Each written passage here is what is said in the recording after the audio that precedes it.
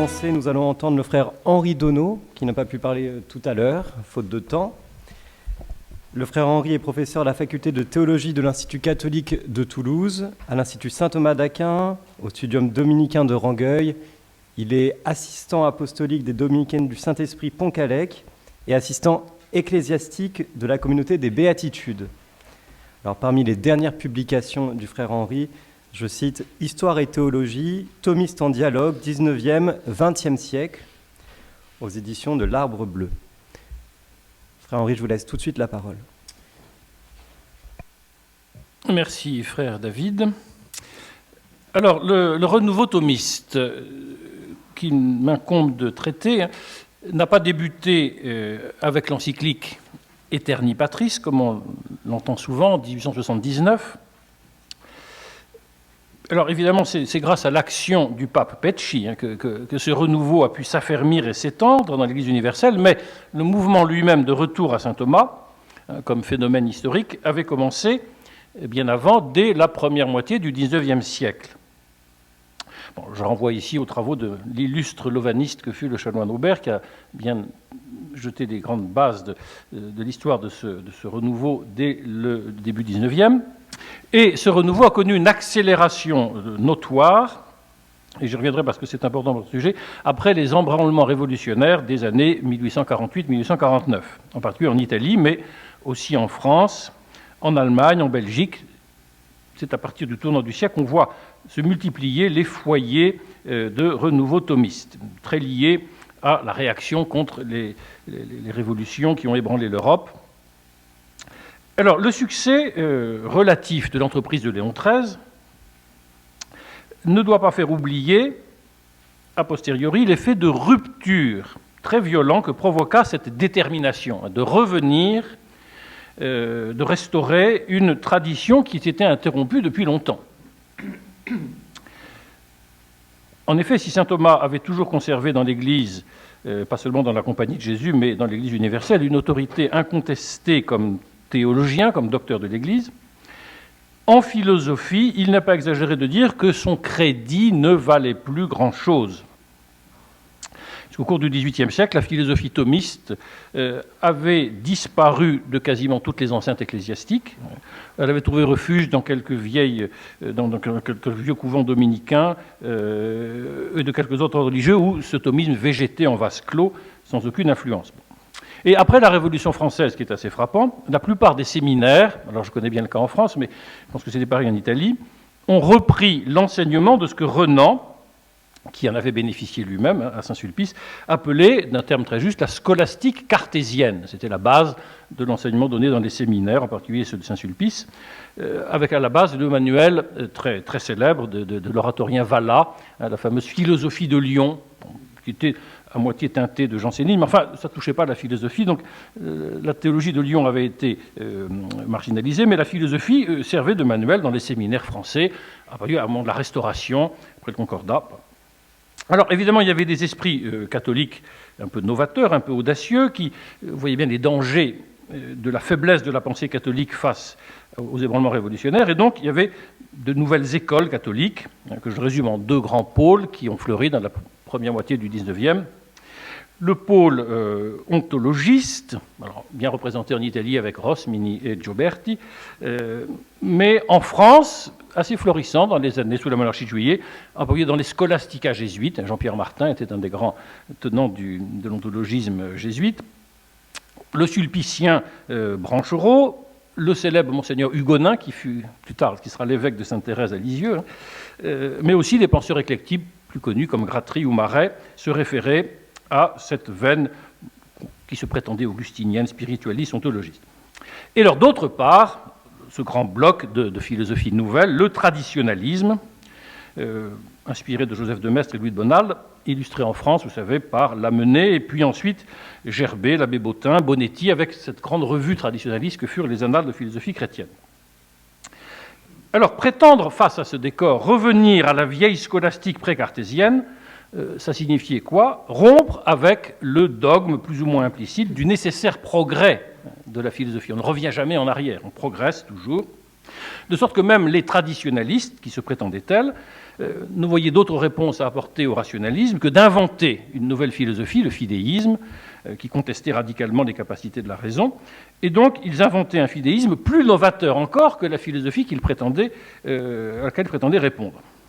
Alors, les condamnations portées contre le traditionalisme puis l'ontologisme n'ont pas suffi. Il fallait proposer quelque chose d'autre.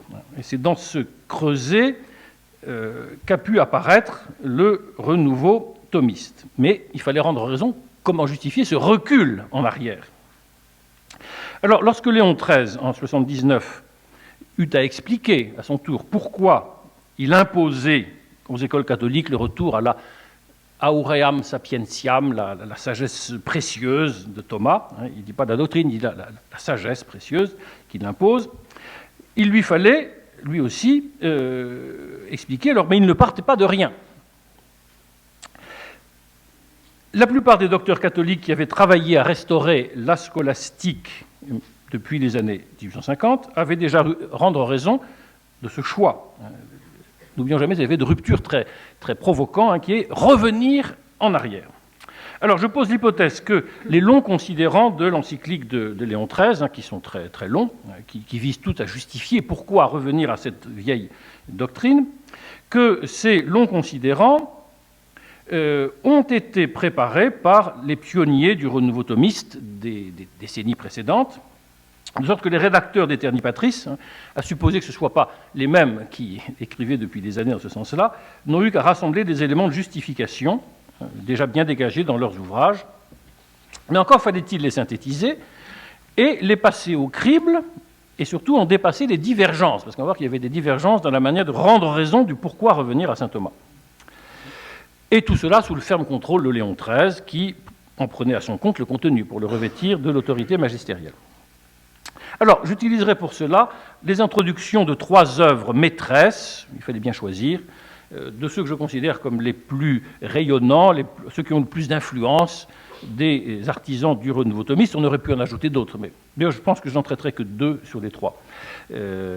3 d'entre eux, où on va retrouver les principes communs de ce que Léon XIII appellera la philosophie chrétienne à restaurer. Alors, le premier d'entre eux, vous verrez que je ne traiterai que des jésuites. Bon, pas un mot des dominicains. Le premier d'entre eux, Matteo Liberatore, célèbre, professeur d'abord qui rentrait chez les jésuites, professeur au collège jésuite de Naples, qui fuit Naples en 1948, comme tout le monde, face aux républicains, il s'installe à Rome.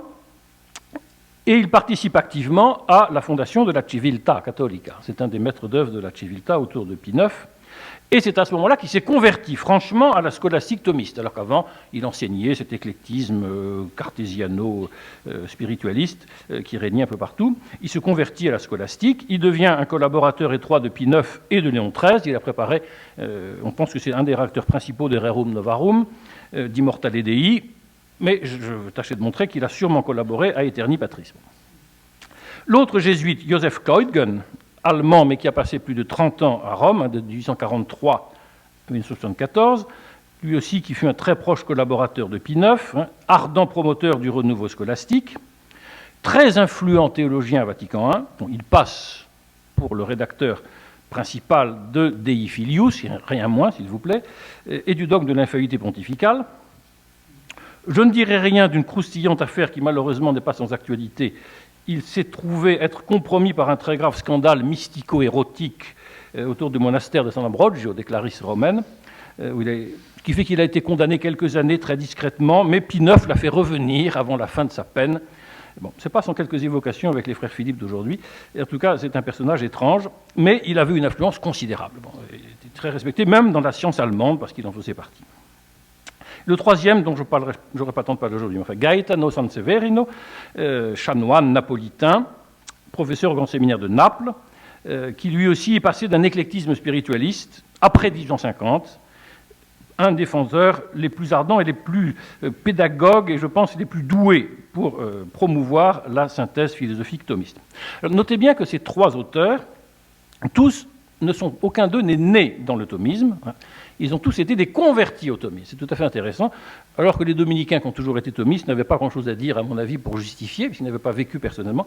Alors que nos trois auteurs ont vécu personnellement cette conversion d'un retour à saint Thomas. Et il est frappant d'ailleurs que deux d'entre eux étaient des jésuites. Alors, je vais principalement m'arrêter aujourd'hui sur Matteo Liberatore et Cloyd Gunn, en tâchant de saisir une assez profonde divergence entre eux dans la manière de promouvoir la même doctrine de Thomas. De Liberatore, je vous ai mis donc son traité Dalla conoscenza intellettuale, qui est le premier ouvrage d'importance publié par des thomistes italiens sur un sujet proprement philosophique. C'est un ouvrage qui marque vraiment l'entrée en scène du renouveau thomiste. Il a été très mal reçu. Alors, je ne parlerai pas du tout des luttes à mort qu'il y avait dans la Compagnie de Jésus.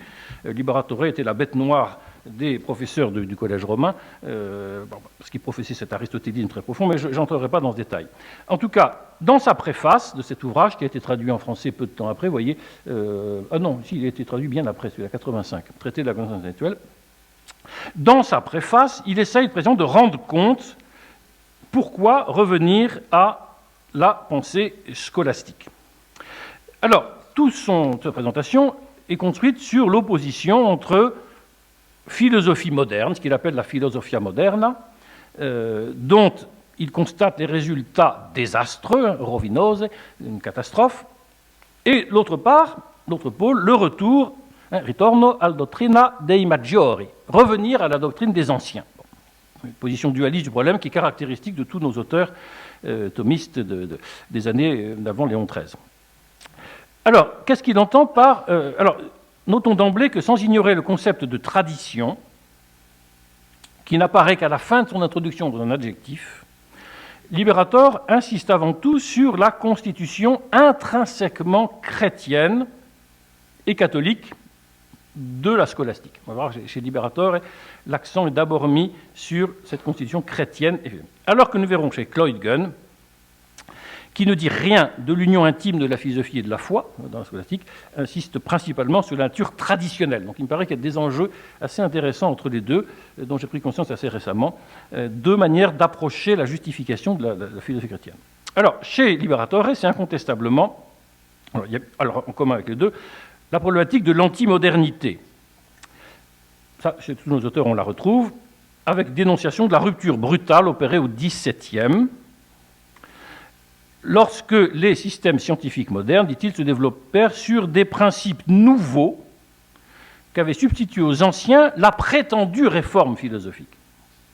Alors, Liberatore ne cite pas le nom de Descartes, mais il s'appuie sur un autre grand maître du renouveau thomiste allemand, Franz Jakob Clemens, qui, lui, avait fait une très forte charge contre Descartes, situe chez Descartes les principes qui sont regardés, je cite, par beaucoup comme de mauvaises plantes, dont il serait bien étonnant qu'on puisse recueillir quelques bons fruits. Oui, Descartes n'a pas produit de mauvais fruits, mais il est une mauvaise plante dont les fruits ultérieurs sont mauvais.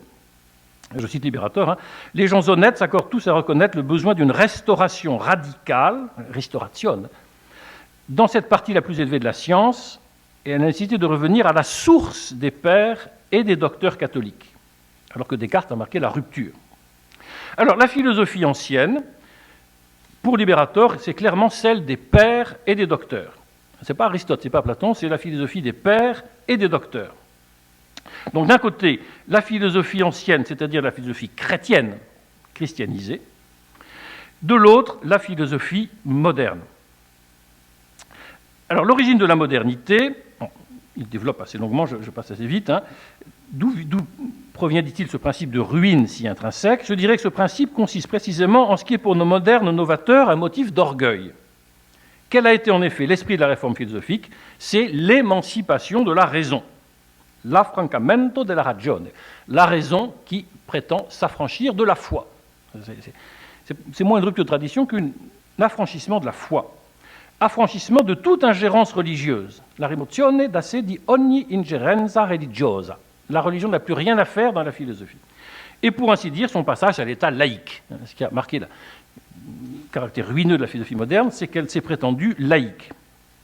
Donc la source de toutes les erreurs réside dans la contamination de la philosophie par ce principe fondateur de la modernité, esprit de sécularisation, de laïcité, de séparation entre la religion et le domaine de la raison. Alors, vous voyez que Liberator est un critique très féroce de la philosophie séparée. Il emploie très le concept, je cite, cette séparation, questa separazione, qui a privé la philosophie du secours que lui apportait ce principe surnaturel de vie. Ce n'est pas tellement la rupture de tradition, c'est le fait de s'être privé des liens fécondants de ce principe surnaturel de vie, qui est la vérité chrétienne, l'Évangile, devait nécessairement la conduire à un concept faux, ou du moins incomplet. Il précise bien, il manque à la philosophie moderne quelque chose d'essentiel, qui est de se laisser éclairer par l'Évangile. Le concept philosophique, je continue, dans toute sa pureté et sa certitude, l'esprit humain ne peut le trouver qu'à la condition de le chercher sous l'influence de la religion. Il n'y a que sous l'influence de la religion, et sotto l'influenza de la religione. Alors là, attention, petite charge contre les traditionalistes, parce que nos thomistes avaient toujours le souci de taper sur les traditionalistes qui, à droite, ruinaient, ce qui était beaucoup plus novateur encore que tous les autres. Non qu'il soit nécessaire de prendre les principes révélés pour point de départ, comme le prétendent faussement les traditionalistes. Mais la lumière naturelle de la raison ne peut atteindre avec plénitude son objet et le saisir dans tous les rapports qui le relient aux fins dernières et à leur suprême relation, si elle n'est illuminée et comme réconfortée, ingaliardito, réconfortée par l'irradiation directe du premier soleil des intelligences. Même en philosophie, si on ne se laisse pas éclairer par la lumière divine, on risque de se tromper. Donc, Liberator ne conteste pas du tout les droits fondamentaux de la raison. Et on verra qu'il charge très lourdement les traditionalistes d'avoir sapé la raison. Mais il n'en plaide pas moins, évidemment, pour cette dimension fécondante. Alors, à l'origine de cette fécondation de la raison par la foi, et c'est intéressant chez Liberator, il y a une position très intéressante sur la relation nature et grâce. Il n'est pas du tout prisonnier de cette prétendue philosophie thomiste séparée. Il justifie au contraire cette nécessaire union de la philosophie et de la foi par le principe théologique de l'unité intrinsèque de l'œuvre de Dieu. Nature et surnature, raison et révélation ne sont pas deux univers séparés, mais un seul univers. L'ordre naturel en particulier ne trouve ni en lui-même son origine, ni sa fin. C'est un ordre naturel, mais dont l'origine est surnaturelle et la fin est surnaturelle. Et son principe d'explication ultime ne se trouve pas en lui. La nature ne peut pas boucler sur elle. Je vous cite Liberator, est très clair. Le monde, œuvre divine, est de quelque façon qu'on considère que la réalisation d'un plan unique, unico. Or, peut-on comprendre parfaitement et sans péril d'erreur une œuvre d'art, reproduisant parfaitement son modèle, si on ne pénètre dans l'esprit de l'artiste pour saisir sa pensée? Bon, l'image vaut ce qu'elle vaut, mais enfin, vous voyez, on peut saisir, déchiffrer la nature en ses profondeurs, si on fait abstraction de la lumière venue d'en haut. Donc la révélation éclaire la raison humaine non seulement sur l'hérédité surnaturelle d'en haut, pour faire de la théologie, mais également sur les réalités de nature, sur l'univers, tout ce dont traite la philosophie. Vous voyez ce sens profond d'une imbrication concrète, historique, réelle, de la nature et de la grâce situe nettement Liberator dans ce qu'on peut appeler une position intégraliste de la philosophie. On ne peut pas philosopher de manière complète, profonde, en dehors, en se coupant, quand on a la chance de les connaître, des lumières de la révélation. Je cite encore Liberator, « L'univers est intimement pénétré de relations surnaturelles qui le rapportent à Dieu, non seulement comme au créateur et à l'ordinateur de toutes choses, mais encore comme au principe et à la fin d'un ordre plus élevé qui est l'ordre de la grâce. Comment pourra-t-on expliquer le monde et en donner la raison dernière si on n'a pas continuellement présent, ça c'est pour le philosophe, continuellement présent à l'esprit l'ordre où il est disposé d'après les desseins de la providence surnaturelle. » Donc vous voyez, cette connaissance globale et plénière de l'œuvre de Dieu rejaillit sur la connaissance naturelle et vient la réconforter, sans quoi elle risque de tomber dans des erreurs. Donc vous voyez comment la vérité de la philosophie, pour Liberator, suppose de se laisser enrichir par la doctrine sacrée. Sans quoi on se condamne, dit-il, à l'imperfection. De là, cette fatale condamnation à l'imperfection dans les idées, souvent aussi à des erreurs substantielles qui pèsent dès l'origine sur tous les systèmes modernes, inventés dans l'intention préconçue de faire abstraction de l'ordre surnaturel. Oui. Le péché de Descartes, d'avoir voulu faire abstraction de tout ce qu'on pouvait savoir en philosophie par l'ordre surnaturel, et qui a été présenté par des hommes ignorants de toute science sacrée. Si on ne fait pas de la théologie, on fera nécessairement de la mauvaise philosophie. Liberator, on est convaincu. Ou alors, pire, hétérodoxe dans la foi. Vous voyez, cette fonction rectrice de la foi et donc de la grâce sur l'ensemble de la connaissance humaine. Et alors, c'est là qu'apparaît saint Thomas, parce que le Lavoisier n'a pas parlé. Est-il besoin de montrer comment, je cite toujours, la doctrine philosophique de saint Thomas est en parfaite harmonie avec la doctrine révélée, qui sut mieux que lui pénétrer les connexions attinense qui unissent la terre, le ciel, la nature et la grâce. Vous voyez, c'est dans ce point de jonction de nature et grâce que le génie de saint Thomas éclate le plus. Alors, je ne vais pas développer ici la question de la relation entre philosophie et tradition. Je veux dire que Liberator n'emploie jamais le substantif traditione. Curieusement, le traducteur français l'emploie sans cesse. Et je voudrais comprendre pourquoi le traducteur français, en 85, a sans cesse voulu employer le mot de tradition, alors que Liberator ne l'emploie pas. Visiblement, ils s'en méfiaient parce il avait été en quelque sorte comme avarié par l'erreur traditionnaliste. Mais Liberator, au contraire, insiste beaucoup sur ce qu'on peut appeler une tradition, le principe de tradition, à savoir tout véritable progrès, dit-il, parce que pour répondre à l'objection comment on peut faire une philosophie d'aujourd'hui en revenant en arrière, tout véritable progrès suppose fidélité au dépôt transmis, au patrimoine transmis. Ça, c'est un concept fort chez Liberator, il trasmesso patrimonio, il faut le recevoir. Dans un rapport de perfectionnement et non de rupture. Il insiste beaucoup sur ça. Il faut perfectionner et jamais rompre. C'est ça la véritable tradition. C'est moi qui emploie le mot tradition. Ce progrès est interrompu lorsque l'on rompt. Je cite Liberator, il n'en va plus de même s'il y a brusque rupture de la chaîne. Il ne met pas tradition, il met catena, qui reliait ensemble les deux époques. C'est la tradition, mais il n'emploie pas le mot. Lorsque la tradition est interrompu, mais en français, il y a pas, en italien, il n'y a pas le mot tradition. Écoutando tutto ciò che venne lo tramandato. C'est transmis, mais il n'y a pas le substantif tradition. Mais en français, systématiquement, le traducteur met tradition. Lorsque ce qui est transmis est interrompu, et lorsqu'au lieu de conserver précieusement, on a profané et dissipé à tous les vents de l'erreur le précieux dépôt. Aussi un mot qui revient souvent, le dépôt. Il ne reste plus désormais qu'un remède radical, c'est de revenir au point sûr et certain qu'on avait abandonné. Il s'agit certes d'un retour en arrière, vous voyez, concession, un regresso, mais d'un retour en arrière nécessaire à toute réforme d'une discipline exténuée, laquelle ne peut être restaurée autrement qu'en la ramenant à la pureté de ses origines. Alors, il est d'ailleurs intéressant de voir, je ne vais pas le développer ici, comment Liberator développe beaucoup ce thème qui deviendra capital en théologie catholique du XXe siècle, le thème du retour aux sources. Alle antiche fonti, il faut revenir aux sources antiques, la restauration, la riformation, l'instauratio, revenir à la philosophie antique. Alors voilà, j'en dis pas plus sur Liberator pour avoir le temps de parler un petit peu de Kleutgen. Alors, le texte de Kleutgen, Die Philosophie der Vorzeit, est postérieur de quelques années, enfin il est toujours bien avant Aeterni Patris. Alors, il est symptomatique que Kleutgen avait commencé quelques années avant par un volume sur la théologie du passé, Die Theologie der Vorzeit. Comme si c'est d'abord à la théologie que l'on doit de recevoir le principe de tradition pour ensuite le transposer à la philosophie. Alors, de ce point de vue-là, comme chez Liberatore, il y a une forte opposition entre les deux philosophies. Alors, celle que promet Kleutgen, il l'appelle la philosophie. Alors, d'autres fois, difficile à traduire, die Philosophie der Vorzeit, d'autres fois, mais qu'il appelle aussi l'ancienne philosophie, die alte Philosophie. Alors, il entend par là tout cet ensemble unifié qui comprend toute la philosophie antique, entendez, païenne antique, la philosophie des pères et la philosophie médiévale. Je le cite, au fond, cette philosophie enseignée dans les écoles catholiques ne se distinguait pas de celle qui, fondée par Socrate, développée par Platon et par Aristote, était regardée comme la meilleure déjà avant le christianisme. Liberator n'aurait jamais dit ça. Alors que chez Kleutgen, il y a la philosophie ancienne, elle part de Platon et d'Aristote, et les pères n'ont fait que la récupérer. Alors cette identité ne s'étend pas sans doute à toutes les propositions particulières, toutefois elle ne consiste pas non plus seulement en quelques principes. Quoique plusieurs pères de l'Église se soient inspirés davantage de Platon, les scolastiques plutôt d'Aristote, on ne peut nier cependant que la philosophie des saints pères est au fond la même que celle des scolastiques de Platon et d'Aristote. Oui, une espèce de confusionnisme au nom du principe de tradition.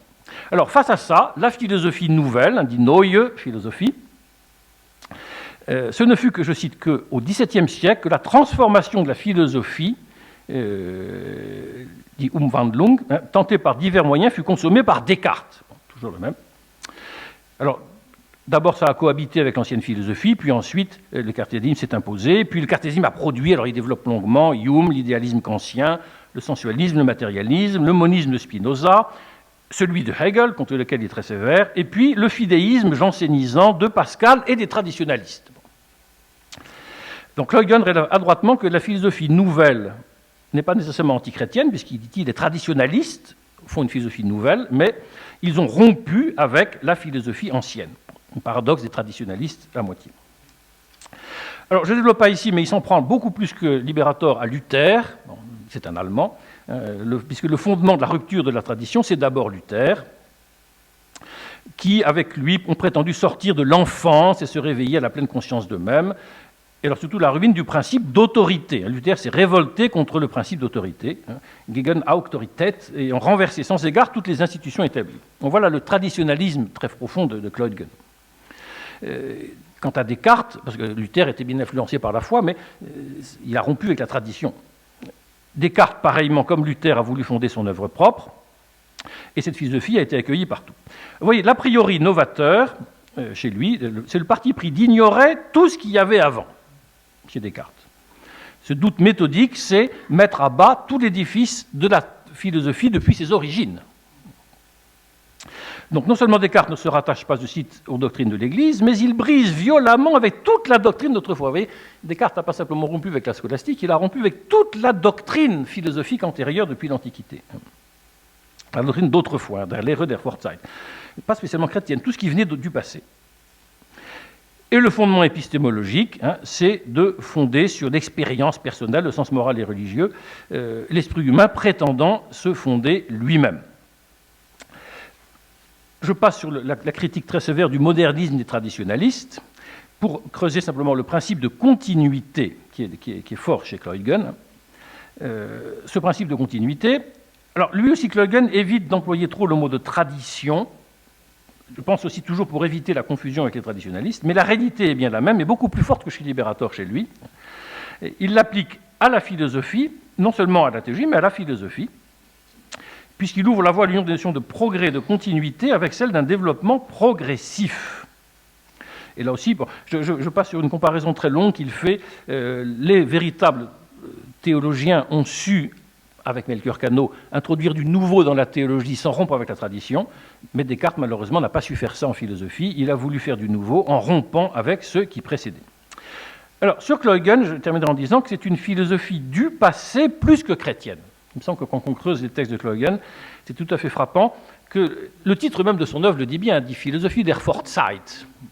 Il ne définit jamais quel est ce Vorzeit, ce temps passé d'autrefois. Ce qui fait que derrière l'apparent parallélisme avec Liberator se cache en fait une notable différence dans la manière de fonder la constitution de ce que tous deux appellent la philosophie moderne. Chez Huygens, la pierre de touche se situe vraiment dans la rupture avec le passé, alors que Liberator le place dans la rupture avec la révélation. Et de ce point de vue-là, je crois qu'il y a une différence assez intéressante qu'il faudrait creuser. Et le vocabulaire de Huygens le dit bien, toujours, c'est la philosophie d'autrefois, la doctrine d'autrefois, dit Lehre der Vorzeit, l'ancienne école, der alte Schule, qui commençait avec les présocratiques. Et même lorsqu'il mentionne son appartenance à la tradition chrétienne, toujours il ajoute le passé. Die Philosophie der christlichen Vergangenheit, du passé. C'est presque comme si le passé était plus important que le fait que ce soit chrétien. A l'inverse, il est frappant que Huygens, à la différence de Liberator, n'évoque jamais l'influence de la foi. Ça n'apparaît pas du tout dans son texte. Encore moins ses développements sur la relation entre nature et grâce. Ce qui veut dire qu'on peut dire que chez Huygens, il y a comme une forme, je pense, de constitution traditionnaliste d'une critique du traditionnalisme. Il faut revenir à la tradition réelle de la philosophie, être plus traditionnaliste que les traditionnalistes. Il faut revenir au courant continu de la pensée humaine, tel qu'il a été rompu avec Luther en son principe et avec Descartes en philosophie. Alors que chez Liberator, on va voir, comme chez Sanseverino que je ne traiterai pas, il y a fondamentalement d'abord la primauté de la fécondation de la raison par la foi. Alors je termine, comme il ne reste plus que 5 minutes, je termine en ouvrant sur Aeterni Patris. Alors au 9e chapitre de son magnifique manifeste autobiographique, Le philosophe et la théologie, Gilson s'arrête longuement sur Aeterni Patris. Tout le chapitre est consacré. Il n'y a pas de plus grand admirateur catholique d'Aeterni Patris qu'Étienne Gilson. Alors, deux de ces remarques retiennent notre attention. Gilson relève d'abord, à propos d'Aeterni Patris, que la plupart des commentateurs de l'encyclique s'intéressent uniquement à la dernière page de l'encyclique. Ils disent qu'ils vont à la dernière page. Pourquoi? Parce que c'est celle que l'on brandit pour imposer à tout le monde le thomisme, ou celle que l'on cherche à déminer en faisant une interprétation herméneutique qui la dévitalise le plus possible. Mais tout le monde s'obsède sur cette dernière page, où c'est là la détermination de Léon XIII. Il faut remettre en vigueur et propager le plus possible la précieuse sagesse de saint Thomas. Je commande que l'on fasse. Mais on néglige complètement, dit Gilson, toutes les pages antérieures, les trentaines de pages antérieures, qui étaient les considérants de la décision. La discipline occulte la doctrine, comme très souvent. On regarde simplement ce qui est commandé de faire, on ne cherche pas à savoir pourquoi et comment ça a été fondé. Alors, seconde remarque de Gilson, c'est que la doctrine léonine ne porte pas, ou fort marginalement, sur le contenu propre de l'œuvre de Thomas. Vous pourrez chercher dans toute l'encyclique, il n'y a quasiment rien sur ce qui fait la philosophie de Thomas, son épistémologie, sa métaphysique, il n'y a rien, rien n'y est dit. Elle porte uniquement sur ce que le texte appelle une manière de philosopher. Gilson très pertinent là-dessus, un genus philosophandi, ou encore un institutum philosophandi. Comment il faut philosopher? Et que le pape, dans le titre de son document, appelle la philosophie chrétienne. Alors, le pape dit aussi cet usage droit de la philosophie, rectum usum philosophiae. Eh bien, à en croire Léon XIII, saint Thomas n'en est pas l'inventeur, ni n'en a aucunement le monopole. Simplement, saint Thomas est celui qui a réalisé cet idéal, enfin, pas cet idéal, cette manière de philosophie, de la manière la plus parfaite. Ça ne veut pas dire qu'il ne faut pas lire les autres, ni les étudier, mais saint Thomas est celui qui l'a fait le mieux, qui a poussé le plus et qui a porté à sa perfection la philosophie chrétienne. C'est donc pas d'abord pour son contenu doctrinal particulier que le pape Pecci puise chez Thomas pour l'imposer à tous, mais une manière définie de philosopher. Alors ça, je cite Gilson, une raison qui philosophe en liaison intime avec la foi dans un échange mutuel de bons offices. Moins une doctrine qu'un usage religieux de la raison. Ça, c'est Gilson qui interprète, à mon avis à très juste titre, Aeterni Patris. Et donc, face aux erreurs philosophiques du monde moderne, qui menacent la société tout entière, ce n'est pas un auteur particulier que promeut Léon XIII, enfin de manière exclusive, mais il promeut la réalisation emblématique par Thomas d'une entreprise rationnelle inaugurée par les pères. Parce que je ne rentre pas dedans, mais il est un fait que Léon XIII assume pleinement le parcours historique de Liberatore. Et la philosophie chrétienne commence avec les chrétiens, pas du tout chez les païens. Il a fallu les corriger, les païens, abondamment. Et donc la constitution philosophie chrétienne pour Léon XIII, elle est exactement celle de Liberatore. Alors Gilson glose très, très exactement, loin d'être dirigée contre personne, cette élection du thomisme voulait être un hommage à l'ensemble de la tradition chrétienne, pas de la tradition chrétienne, honorée dans l'œuvre de celui qui, en réclamant expressément l'héritage, l'avait conduite à son point de perfection. Alors, inversement, Léon XIII, évidemment, critique très sévèrement, sous l'impulsion des novateurs du XVIe siècle, un nouveau modèle de philosophie. Nova ratio philosophie. Oui, là aussi, on est dans l'ordre des manières de faire la philosophie. Alors, c'est pour ça que je conclurai. Je ne suis pas là pour faire une conclusion historique, mais jusqu'ici, vous lirez pratiquement partout dans l'historiographie d'Aeterni Patris, on dit Cloyd Gunn est le rédacteur principal d'Aeterni Patris. Je m'inscris en faux contre cette tradition, parce que lorsqu'on étudie abondamment les textes de Liberatore, on voit que Liberatore a beaucoup plus inspiré. Alors j'aurais dû parler de Sanseverino, qui est dans la même veine que Liberatore, l'école napolitaine, thomiste, a beaucoup plus inspiré. Alors on trouve quelques traces, c'est frappant, dans Aeterni Patris de Cloyd Gunn. Par exemple, je vous lis une phrase qui ne peut venir que de Cloyd Gunn, page 51. Parce qu'on la trouve explicitement chez lui. Où est-ce que je l'ai mis 45-46. Dédaignant le patrimoine de la sagesse antique, c'est les novateurs du XVIe siècle, ils aimèrent mieux édifier à neuf qu'accroître et perfectionner. Cette phrase, on le trouve telle quelle dans le texte de Cloyd Gunn. Bon, je ne lis pas en allemand, mais c'est tel quel. Mais pour le reste, tout le cœur de l'encyclique, on le voit, est beaucoup plus porté par ce que j'appelle la veine Liberatore, c'est-à-dire de la philosophie chrétienne, pas de la philosophie ancienne, philosophie chrétienne. Je vous dis par exemple un passage, page 22-23, qui est tout à fait marquant. ils ont repoussé les novateurs le divin bienfait de la foi, alors que la foi chrétienne est une maîtresse très sûre de vérité qui la suit, ne se laisse pas enlacer. Et les philosophes doivent donc unir l'étude de la philosophie avec la soumission à la foi chrétienne, c'est se montrer excellent philosophe. Ça, c'est du Liberator, et pas du tout de Huygens. Donc il y a, à mon avis, une force. Alors, derrière ça, il faudrait aussi, j'arrête là, voir l'influence dans Fides et Ratio, qui me semble être dans la ligne directe de ce qu'on a pu voir chez Liberator dans Aeterni Patris, beaucoup plus que chez Huygens, où il s'agit moins de défendre un traditionnalisme philosophique qu'une constitution chrétienne de la philosophie. Voilà, je m'arrête là, j'ai déjà dépassé un peu.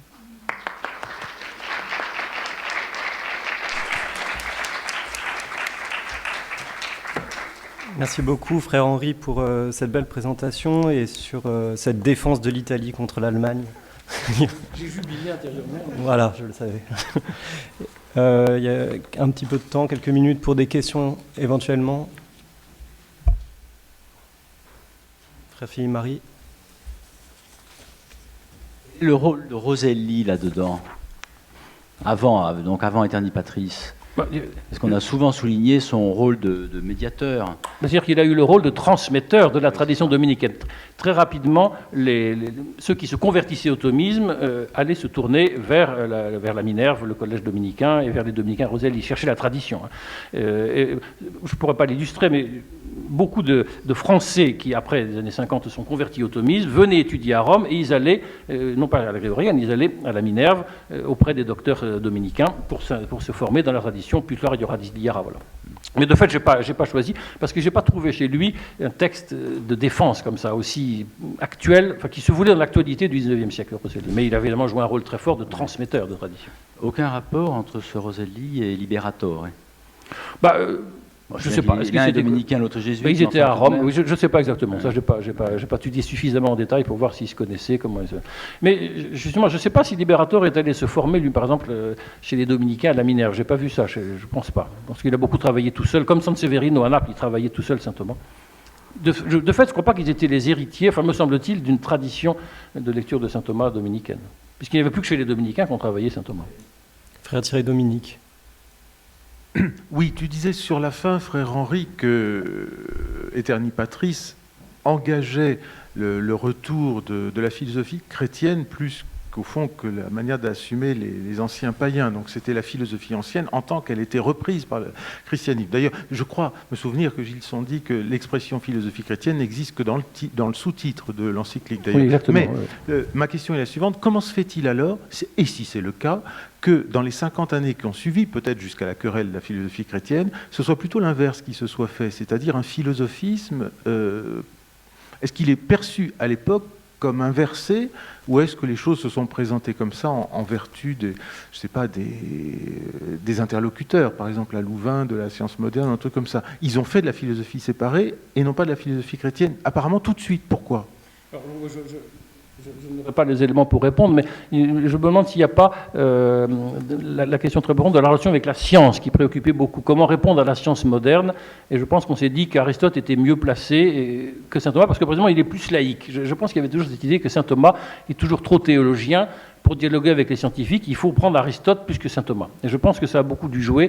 Il faut, en quelque sorte, garder le plus possible de caractère laïque à la vraie philosophie scolastique, peut-être pour des raisons presque plus pastorales ou pédagogiques, qui fait qu'on sait peut-être effectivement... je pense que ça a dû jouer beaucoup, cette affaire-là. Et puis ça a un statut plus facilement recevable dans une université laïque séculière d'étudier Aristote. Mais ça, ce sont une question passionnante à soi seul qui a suivi après. Mais c'est pas ce que voulait Léon XIII. Alors voilà, il y a le rôle fondamental de la manière de l'interprétation belge et lovaniste d'Aeterni Patris. Mais on l'a bien vu déjà ce matin, Aeterni Patris, chacun y a vu ce qu'il voulait y mettre, parce qu'évidemment c'est un texte très fleuri qui n'est pas toujours très formel, donc on voit bien. C'est pour ça que je dis que la dernière page a été interprétée de 1000 manières par tout le monde. Alors, frère Henri, pardon de vous couper, on va une dernière question de M. Pouivet, et ensuite on passera à la prochaine intervention. Oui, c'est sur Huygens. Est-ce que vous ne pensez pas que l'opposition de la philosophie du passé et de la philosophie moderne, c'est une opposition assez classique entre le réalisme et puis l'idéalisme? Ce que Descartes aurait insufflé à la pensée philosophique, c'est un idéalisme débridé qu'on va retrouver ensuite chez Hegel, et même dans le traditionnalisme, qui est une forme d'idéalisme. C'est-à-dire qu'en fait, on décline ensuite tous les idéalismes possibles, et c'est cela qui serait l'opposition à une forme de réalisme qu'il y aurait de Platon jusqu'à Descartes. Oui, alors après, quand il rentre dans le cœur des doctrines, il traite ça. Mais on voit que chez Clogen, c'est vraiment le principe de ce qui est ancien. Alors, il dit nulle part, c'est parce que c'est réaliste. Après, dans le cœur de son traité, il développe ça. Mais c'est parce que c'est ancien, parce que c'est ce qu'on faisait depuis toujours, et c'est le fait d'avoir rompu. Il ne dit pas parce que c'est le réalisme ou l'idéalisme, dans l'introduction en tout cas. Oui, il essaie de fonder le principe d'une philosophie du passé.